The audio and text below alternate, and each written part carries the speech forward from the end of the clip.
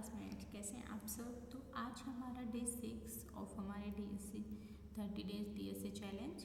तो आज हम करने वाले हैं एक बहुत ही इंटरेस्टिंग DSC प्रॉब्लम जो कि है find greatest common divisor of array, मतलब कि फाइंड GCD ऑफ एरे, जो कि है लेट कोड पे 1979 नंबर पे। तो बिना किसी देरी के चलिए शुरू करते हैं हमारे DSC प्रॉब्लम को। तो ये हमारी DSC प्रॉब्लम है। तो सबसे पहले हम प्रॉब्लम को पढ़ते हैं। तो यहाँ पे बोला गया है कि given an integer array nums returns the greatest common divisor of the smallest number and largest number in nums. मतलब हमें एक एरे दिया गया है नम्स और हमें ग्रेटेस्ट कॉमन डिवीजर मतलब GCD फाइंड करना है किसका, of the smallest number and largest number, जो नम्स में सबसे बड़ा नंबर और सबसे छोटा नंबर। अब GSD क्या होता है, GSD of two number is the largest positive integer that evenly divided both values. मतलब एक सबसे बड़ी वैल्यू उन दोनों के लिए जो कि दोनों को पूरी डिवाइड कर दे। तो जैसे हम इसको एग्जाम्पल से समझते हैं, चलिए अपने वाइट बोर्ड पे। ये हमारा इनपुट है।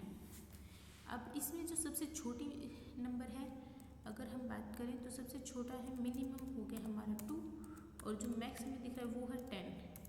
अब एक ऐसा नंबर हमें फाइंड करना है, मतलब GCD क्या होगा कि एक ऐसा नंबर ग्रेटेस्ट, GCD लिख देते हैं यहाँ पे, ग्रेटेस्ट कॉमन, अरे यार, कॉमन डिवीज़र, मतलब डिवाइज़र जो कि एक ऐसा ग्रेटेस्ट कॉमन डिवाइज़र जो कि दोनों को पूरी डिवाइड कर दे। तो वो 2 ही है, ओबियसली हमें पता है। अगर हम GCD ऑफ 2 एंड 10 का देखेंगे तो ये 2 ही आएगा, क्योंकि हमें पता है 2 एक ऐसा नंबर है जो 2 को भी डिवाइड कर देगा और 10 को भी डिवाइड कर देगा, और कोई भी नंबर नहीं हो सकता। तो हमें ऐसे फाइंड करना है कि सबसे, तो इसके लिए हम क्या करेंगे, लाइक हमें ना पहले पूरा एरे एक लूप से करें, या फिर जैसे हमारे जो पाइथन में मैक्स और मिन करके जो मेथड होते हैं हम उन्हें यूज कर लेंगे।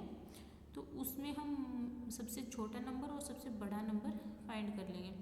फिर हमें GCD निकालने के लिए क्या करना पड़ेगा, हम GCD निकालने के लिए अब हमें ये पता है कि 2, जैसे हम स्टार्ट करते हैं 1 से, क्योंकि 1 एक ऐसा नंबर है जो कि मिनिमम GCD हो सकता है, कई बार कई केसेज में मैक्सिमम भी होता है, मतलब एक सबको डिवाइड कर देता है।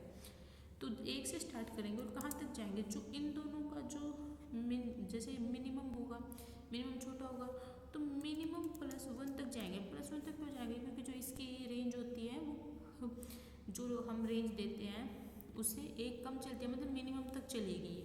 अगर हम ऐसा लूप लगाएंगे तो हम ऐसे इसको फाइंड करेंगे और कंडीशन रख देंगे कि अगर जो हमारा, मान लो हमने मिनिमम लिया था, उसको हम डिवाइड करते हैं, जो भी हमने मान लो A लिया होगा, I लगा रहे हैं, I अगर ये 0 हो जा रहा है एंड जो हमने मैक्स लिया था उसको जब हम I से डिवाइड करते हैं वो 0 हो जा रहा है, तो सही है, हमें हमारा आंसर मिल गया। ऐसे एक लूप चला के कर लेंगे। तो इसको करके देखते हैं। तो पहले तो मैं एक मिनिमम ले लेती हूँ, मिनिमम ऑफ नम्स। अब आप बोलोगे कि मैंने वेरिएबल में मिन क्यों नहीं दिया, तो आई थिंक इतना आपको पता ही होगा कि हम जो कीवर्ड्स होते हैं उन्हें नहीं दे सकते। मिन एक कीवर्ड है तो मैंने मिनी वर्डिंग यूज की है। ऐसे में मैक्सिमम के लिए मैक्स वर्ड्स यूज करूँगी। तो ये हमारा बन गया मैक्स और मिनिमम। अब मैं आंसर के अंदर 0 नहीं 1 स्टोर करा रही हूँ। अब 0 क्यों नहीं करा रही, क्योंकि हमें पता है जब भी हम किसी संख्या को, किसी भी नंबर को 0 से डिवाइड करते हैं तो इन्फिनिटी शो करता है, क्योंकि 0 से जब भी किसी नंबर को हम डिवाइड कर ही नहीं सकते। तो मैं 1 लगा रही हूँ, 1 से स्टार्ट करती हूँ और फिर एक बार लूप लगाऊंगी इसके ऊपर 1 से लेके जो मिनिमम है उसके +1 तक, मतलब 1 से लेके लूप चलेगा मिनिमम तक। अब मिनिमम ही हमें पता है मिनिमम हो सकता है, क्योंकि जैसे हमने पहले इसमें देखा था कि जो मिनिमम था वही आंसर था, उससे ज़्यादा तो हो ही नहीं सकता, क्योंकि अगर मिनिमम से ऊपर वैल्यू जा रही है, अगर मान लो यहाँ पे 3 4 होता तो 10 को तो डिवाइड कर देता, मान लो 5 आता तब, लेकिन वो 2 को डिवाइड नहीं कर सकता, मतलब मिनिमम भी GCD बन सकता है। ये हो गया। अब मैं एक कंडीशन चेक करूँगी, जैसे हमने कहा था कि एक ऐसी संख्या अगर हम उसको I से डिवाइड करें तो वो 0 दे दें, एंड मैक्सिमम के साथ भी उसे 0 देना पड़ेगा, क्योंकि GCD के लिए दोनों का होना जरूरी है दोनों ही नंबर डिवाइड होने चाहिए पूरे पूरे, तो ये बनेगा आंसर ऑफ आई। और जब ये लूप खत्म हो जाएगा तो लूप खत्म होने के बाद में हमारे पास रिटर्न क्या हो गया आएगा, आंसर, और हम उसे रिटर्न कर देंगे। एक बार इसको चला के देखते हैं। आई थिंक इसके ड्राई रन की हमें इतनी ज़्यादा जरूरत नहीं है, ये बहुत ही मतलब ईजी सी प्रॉब्लम है। और जब हम इसको सबमिट करते हैं तो ये सबमिट में सक्सेसफुली हो जाती है। ये 100% एक्यूरेसी के साथ तो हो गई, बट इसका हम एक और सॉल्यूशन देख सकते हैं। उसमें हम जैसे जो हमारे मेथड होते हैं, क्योंकि पाइथन की एक चीज़ सबसे अच्छी होती है कि आप मेथड्स आपको बहुत सारे मिल जाते हैं। तो एक हमारे पास इंपोर्ट जीसीडी मेथड होता है, तो पहले उसके लिए हमें इंपोर्ट करना पड़ता है मैथ को, और फिर मैं यहाँ पे क्या यूज करूँगी, मैं यूज करूँगी, मैं सीधा रिटर्न करके कर दूँ, रिटर्न करूँगी मैथ डॉट जीसीडी, और इसके अंदर मेरे को क्योंकि मिनिमम देना है minimum of nums, and comma करके मैं दूँगी मैक्सिमम ऑफ नम्स। जब मैं इसको रन करती हूँ तो ये भी सक्सेसफुली ओके इसमें एम स्मॉल आएगा। जब मैं इसको रन करूँगी तो ये बहुत ही अच्छे तरीके से मतलब जीसीडी इसकी जो हमने पहले निकाला था, एक हमने जो यहाँ पे लूप देखा था, उसमें हमें लूप कहाँ तक लेके जाना पड़ेगा, जब तक कि मिनिमम +1 तक। तो यहाँ पे इसकी टाइम कॉम्प्लेक्सिटी कितनी होगी, यहाँ पे इसकी टाइम कॉम्प्लेक्सिटी n तो होगी क्योंकि हमने मिनिमम और मैक्सिमम फाइंड किया। उसके साथ ही साथ हमारी क्या होगी, जो मिनिमम ऑफ मिनी और मैक्स का जो मिनिमम वो भी ऐड होगा, ये होगी। और अगर हम इसमें बात करते हैं तो इसमें जब हम जीसीडी फाइंड करते हैं तो उसकी जो हमारी निकल के आती है टाइम कॉम्प्लेक्सिटी, तो ये यहाँ पे निकल के आती है big of log n, log मतलब जो मिनिमम ये हमारा log में, और क्योंकि हम पूरा मैक्स के लिए भी करेंगे तो यहाँ पे n प्लस log n, तो n मतलब इस मिनिमम मैक्स से तो ये चीज़ें बहुत ही मतलब एक हिसाब से आधी से भी जैसे लोग हमारा डिवाइडेड बाय 2 होते, तो ये बहुत मतलब अच्छी अप्रोच है, सेकंड में भी होगी। इसकी एक और अप्रोच होती है, वो एक्चुअली अप्रोच भी है बट वो जीसीडी फाइंड करने के लिए होते हैं, उसे हम बोलते हैं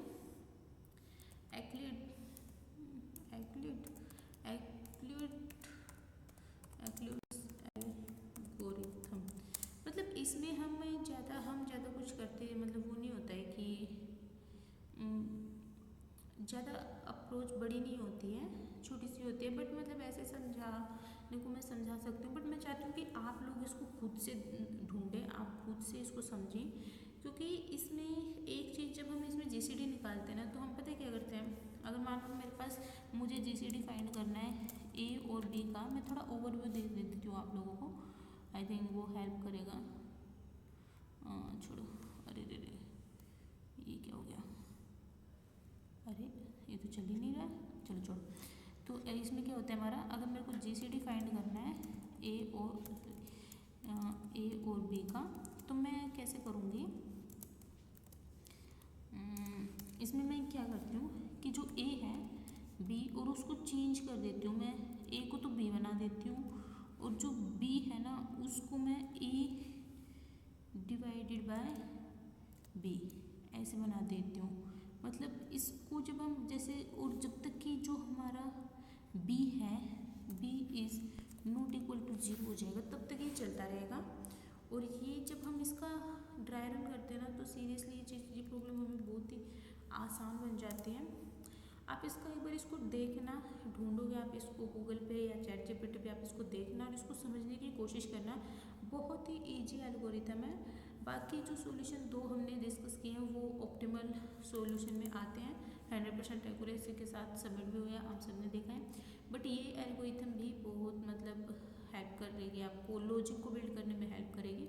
इसका ट्राई रन करके देखना, मतलब जैसे जैसे हम जब तक वो 0 नहीं हो जा रहा है वो घटता जाएगा और फिर हमें मैक्सिमम मिलेगा।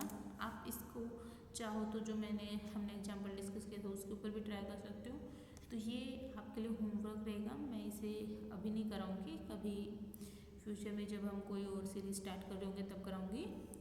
तो यहाँ पे हमारा डे 6 का जो कोड कॉमन डिवाइस था वो हमने कंप्लीट कर लिया है। तो यहाँ पे मेरा डे 6 कंप्लीट होता है। और अगर आपको कोई भी डाउट आता है तो आप मुझे लिंक्डइन पे कनेक्ट कर सकते हैं। मैं आपको एज सून जितने पॉसिबल होगा मैं आपको रिप्लाई करूँगी।